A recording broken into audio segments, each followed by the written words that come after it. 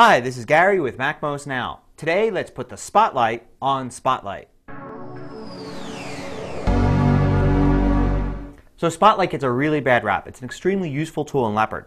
In Tiger, it wasn't so great, and then a long time ago, its predecessor, Sherlock, was pretty bad. So let's take a look at Spotlight in Leopard and see how it can make so many tasks that you perform all the time much easier. So there are basically three ways to bring up Spotlight in the Finder. The first is just hitting Command F, and then you get a Spotlight search window. You can also get here by using any Finder window and typing in the little search box on the upper right. That converts the Finder window to a Spotlight window. And you can search for files here. For instance, search for test, and it will give me results that have either test in the name or there's somehow the word test in the contents of the file. But this isn't the most useful way to use Spotlight, I find. Let's go and look at a completely different way, the third way to access Spotlight, which is this little magnifying glass here at the top of the screen.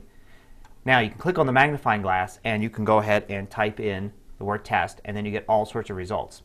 Or a better way to do it is hit the keyboard combination Command Space, and this will bring it up just like you clicked on it. So you don't have to bring your cursor all the way over to the right side of the screen. And then you can start typing. So you type the word test and then you get your results. Now, Spotlight gives you a lot more than just file results. Some of the most useful things Spotlight does is it gives you a dictionary definition right here. You can go ahead and click on that and it'll bring up the dictionary application. But of course you also got a summary of that right there in the Spotlight window. All you have to do is roll over it. You can also go ahead and navigate in this Spotlight window using the arrow keys. So you can go ahead between any one of these. So if you find a file that you want, you can actually press return to open that file in its default application. Or you can have command return and it will open up the window with that file highlighted. Now when searching for something in Spotlight, here's something really cool you can do. You can go ahead and specify you only want to look at the name of the file by typing name, colon, and then your search term. And now you're only going to get files that have that term in the name. Now you can also add in something additional to that. So say we go back to just searching for test and we only want to go ahead and look at a particular kind of file. We can type kind and then colon and then one of many different keywords like text, and will only give us text files. Or if we want to find mail documents, we can look in mail and only give us results in mail sent or received. There's a whole list of them, and I'm going to include a list of these keywords and some other information in the post for this video at MacMost.com.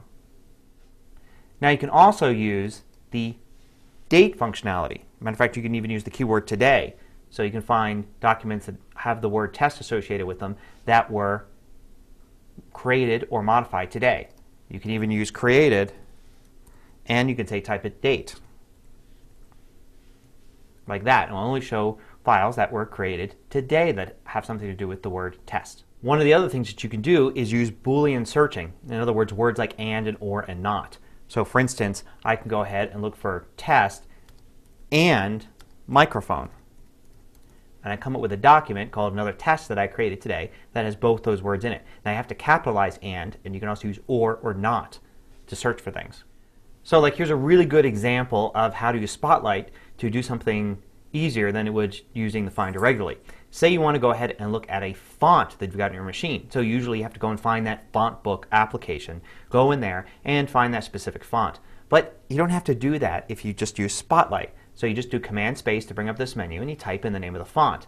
And you're going to go ahead and get lots of hits, including the font. So you just scroll down here to the font that you want. You see there's a lot of different ones that match Arial. And if I hit return, it will actually know enough to launch Font Book and bring up Arial right there. So a much quicker way to get into fonts. And you can do this with lots of other applications as well. Okay, here's my current favorite use for Spotlight. It's launching an application. Say I want to launch an application, it's not in the dock, and I'm not sure if it's in utilities or applications or where. I just need to type the name. I hit Command Space, bring up the Spotlight field, and I type in the name of the app. Since the app name matches perfectly, it is the top hit. Otherwise, I could scroll up and down with the arrow key to get the exact thing I want to open, hit return, and there I go. It launches the application.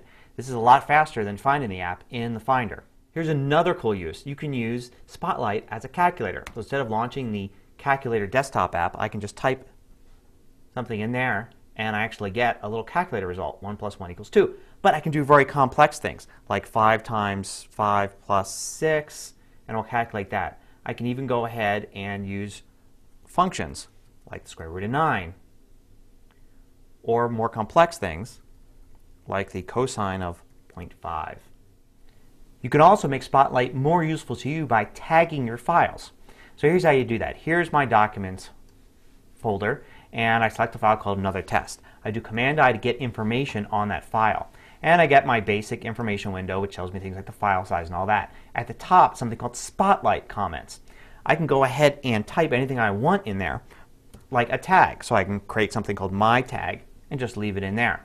So I close that now, and now when I search in Spotlight for my tag, it finds the file. So I can add different tags to different files. So for instance, if certain files are associated with a project, I can add those tags in the comments. I can add more tags if a file is associated with more than one project, and I can make it very easy for me to find these files using Spotlight later on. Of course, you can also adjust Spotlight slightly to your needs. Underneath all of the results in a Spotlight search is the Spotlight preferences, which you can also access through your regular system preferences if you like, and it brings up the preferences window. So you can do things like select which types of files you want represented. For instance, you can be sick of seeing lots of music files when you don't want those you regularly search, and you can uncheck that. You can also change the keyboard shortcut from Command Space to something else, and you can set some privacy restrictions up. So if there's a certain folder you don't want Spotlight returning searches for, you can specify that as well. So that's a really quick look at how incredibly useful Spotlight is in Leopard. And the key to making it very useful is use the keyboard for just about everything.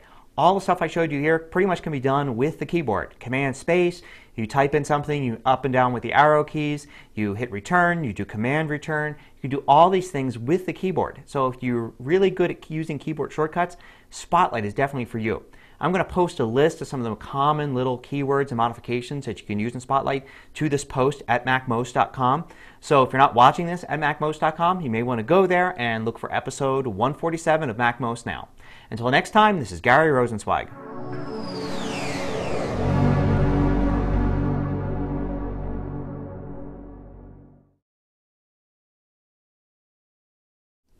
Another great podcast for Mac users is the Typical Mac User podcast with my friend Victor. Check it out at typicalmacuser.com.